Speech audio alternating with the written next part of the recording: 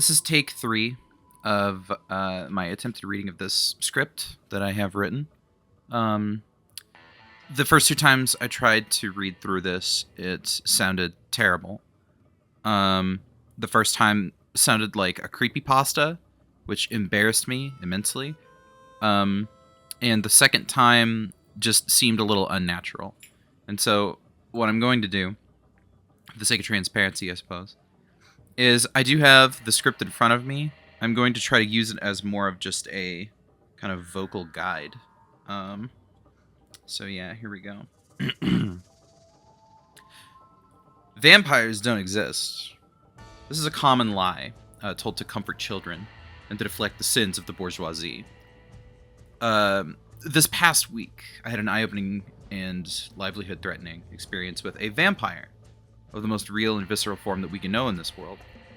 I lived to tell the tale thanks only to the love and support I received from my friends, and because the prize counter at the Round 1 in the Meadowood Mall in Reno, Nevada, did not have any prizes that I felt particularly driven to work towards.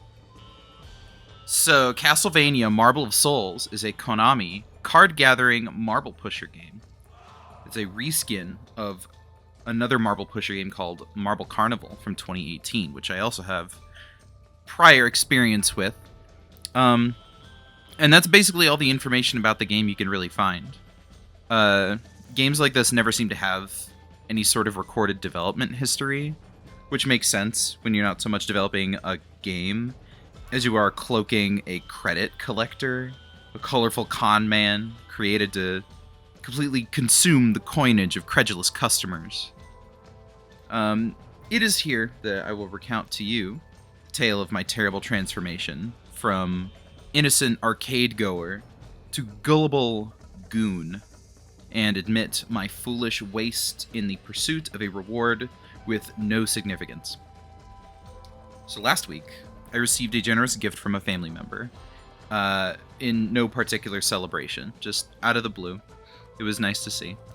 As someone who has trouble ever spending money on herself, I just ended up spending a big chunk of it, sending it to friends, buying them Steam games because the summer sale is going on, Twitch gift subs, that kind of thing. I just don't know what to buy myself, ever. I've got a decent computer. I've got a car on the way. I just never really know what to get myself when I have spare money. And so with the recommendation of one of those friends, they suggest I find, something to spend it on for myself, instead of just constantly giving my money away. And I struggled to think of anything worthwhile, and clearly, what I found last week could not be considered worthwhile. Since my last move in 2022, I've found little time or spare money to make any trips to the local Round 1 arcade. I like Round 1. It is exorbitantly expensive, but the time to play is usually worth it. It was more worth it when they had the fighting games included, but I will gladly lose myself in Waka and pinball for 90 minutes. My last few trips, however, were haunted by a similar unforgivable creature known as Marble Carnival. I had a small stack of Marble Carnival cards before I began my horrible journey this last week. Marble Carnival is no longer at that Round 1 and has been replaced by Castlevania Marble of Souls. I believe it's an upgrade kit. I think they just ordered the Castlevania upgrade kit. But my incomplete collection of Marble Carnival cards would forever remain one card short. One of the rare ones, the last one. And so I just turned it in. The ticket redemption employee was really, really nice. Just let me get the full 50 ticket per card value, despite the machine not being there anymore. After walking around the arcade floor and just randomly playing some claw machines and sporadic ticket games and whatnot, the siren song of clacking marbles just drew me in. I sat in front of the machine and gave it the requisite 5-card swipes, which rewards you with additional marbles. You get 75 marbles for 60 credits. I don't know what that maths out to in normal dollars, but it's far too much. Anyway, I didn't even hesitate. That's simply the price of entry for this thing. Castlevania Marble of Souls demands nothing less than pure efficiency. I grew up in Reno, Nevada, surrounded by slot machines and familial gambling hobbies my entire life. I considered myself immune to the draws of gambling. Of course you shouldn't play the slots, I would say. The house always wins. You only make back a tiny fraction of what you ultimately put in, and I truly believe I can no longer make this claim. In this moment, my hands, my eyes, my mind, my wallet were that of the most susceptible and loose-pocketed slot machine addict. Over the following weekend, I would spend about $200 at this round one. Not all of it was spent on Castlevania, but no matter how you look at it, that is far too much money for someone who has sold the majority of her childhood game collection within the past few years to make rent. That's too much money to spend on bullshit. The body of the machine glows in a tonally dissonant, bright rainbow light with thick, bold text explaining all the rules, glowing, colorful buttons with which the victim dispenses their lifeblood marbles, and you can adjust the ramps they flow from. This bloodsucker remains draped in artifacts from its previous identity as Marble Carnival. Barnum and Bailey-esque fonts on the 500 marble bonus tower and the bonus marble launch site. It feels like a waste of time to describe the look of the machine. Who cares what it looks like? What matters is that it clacks and it chimes loudly and positively with ADHD brain-massaging sights and sounds masterfully crafted to keep its prey under its thrall. The rules of the machine are pretty simple. Insert money for marble ammunition. Shoot the marbles, aim for the drop targets to earn spins, use the spins to win more marbles, and then eventually dispense some cards. Collect all the cards for the big bonus! The marbles pachinko-woodly plink down a series of bumpers before rolling into a clear plastic basin. There they'll rock back and forth before eventually emptying out of the center valley with a chance to plop deliciously into the spin hole, rewarding the player with a spin, which can get you more marbles. More shots of marbles, which are different, I suppose. They give you a chance at the big spinny marble wheel to get like a bajillion marbles. And then there is a card drop space as well. Thankfully, the machine was very generous with its card drops, much more generous than Marble Carnival ever was. But that isn't me trying to give this machine any sort of benefit of the doubt. Like any gambling addict would, I devised a strategy. One isn't about to joyfully burn dollars without a strategy. I believed that firing a single marble at a time would ensure that I get the maximum amount of spins I possibly could, so the marbles wouldn't be hitting each other out of the little basins that they hesitate on before dropping down into the spin hole. Did this strategy work? I couldn't tell you, but it was the strategy that I had. This ghoul seemed pretty generous with how often it allowed my spins to land in the card drop space of the wheel. At one point, they were piled so high that after successfully dropping them over the edge, at least 6 of them were trapped between the glass and the lip of the marble shelf. I attempted to give the machine a hard bump with the intent of knocking them loose. Who wouldn't? This triggered the machine's tilt sensor, which also, funny enough, contains unchanged images of the mascots from Marble Carnival. This wouldn't have been a big deal had I not noticed a small warning on the control panel that said something to the effect of winnings earned through, I don't know, illicit means. Basically, if you tilt the machine, you're out of luck. You lose your prizes, which struck a cold fear into my heart. With the fruits of my labor, I had spent so much time and money and effort at this point growing, be taken away from me. If I let an attendant know. I hit the machine again. I tried shaking it hopelessly, desperately, hoping that they would fall free, and eventually I found it futile to continue assaulting the machine, and so I told an employee. I had to.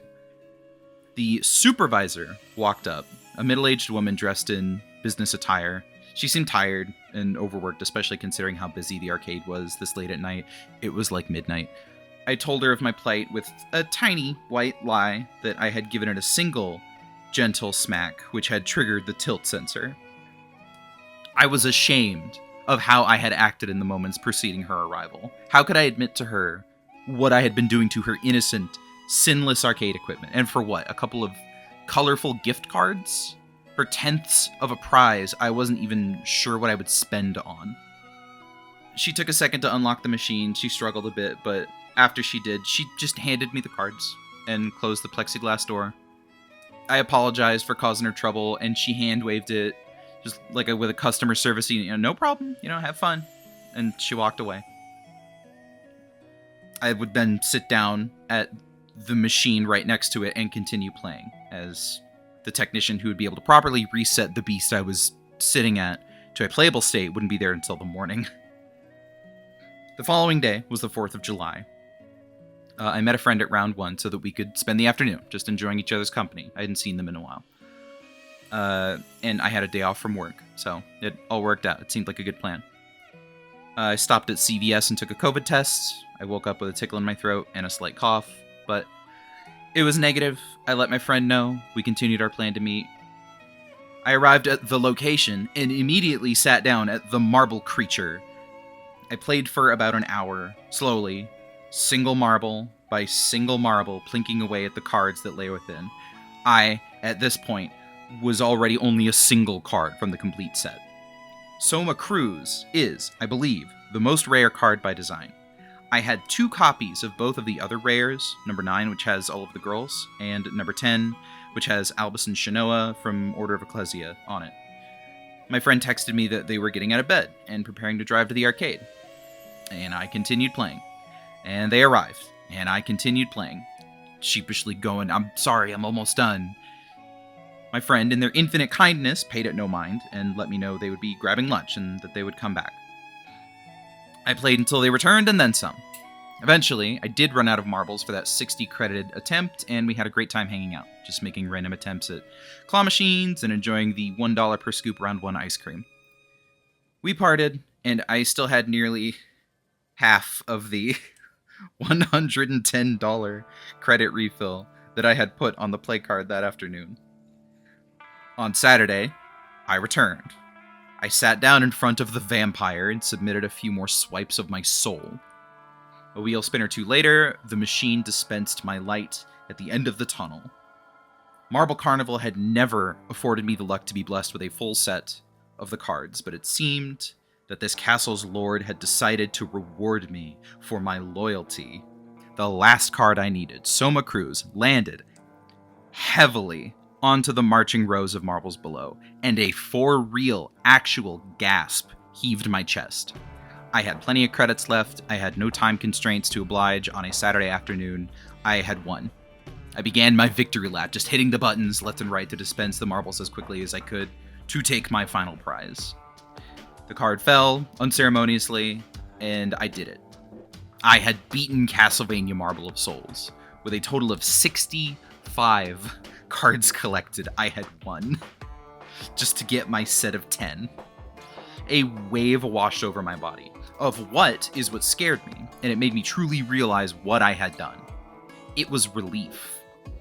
It was joy and satisfaction, but it was also relief. The kind you feel when you pay off a big debt, or when you clock into work just before the minute ticks over into you being late, or when you just barely have enough money in your bank account to last before payday, right? The kind of relief you feel as if you've avoided a worst possible outcome. Because I know, if I couldn't complete the set, my little ADHD brain would just be grinding and begging in the back of my skull, and I would be spending $50 a month on this thing to finish my little collection here. I looked down at the complete collection of cards before me, and I imagined my final prize. Handing all the cards over to the prize counter, and watching my ticket counter rise by 3,000. 3,000 tickets, which could buy me a Famicom controller-shaped pillow, or a Luffy statue, or 1/12 of a Nintendo Switch. Why did I do this? Normally, people will see a tantalizing prize in a redemption corner and play games earning tickets toward that. I started playing for no other reason than to complete a set of cards and watch marbles plop satisfactorily through holes. I will not be turning these cards in. I've decided I'm going to keep them as a reminder of this week, because there's nothing there I want. I still don't know why I did this. The tickets are meaningless to me at this point. I guess I could go and get a bunch of candy. Maybe I'll do that. Maybe I'll do that the next time I'm feeling peckish for a sweet. I'll run to the round 1 prize corner and get 600 pieces of Tootsie Rolls. I felt embarrassed and a little dizzy and a little sore at this moment. I was hungry. I stood up from the uncomfortable, slightly too tall to sit correctly bar stool, and I stretched. And it was at this point that I started taking the footage in this video. I still had credits to burn. I figured I could turn it into a video, a feeling worth writing about and sharing and warning others about. Castlevania is a series predicated on horror tropes, from its monsters and its settings and themes and characters, but none of them ever seemed that scary to me. Without a doubt, Castlevania Marble of Souls is the scariest Castlevania game ever to be released to the public. Playing it allowed me to become and recover from being an addict, all in the span of a single weekend. Dracula forced me to face a dark part of myself, one that I will never allow to take me over again. Fellow ADHD havers, I recommend you bring oak, stakes, and crucifixes. But also, it was a lot of fun. You should give it a try sometime.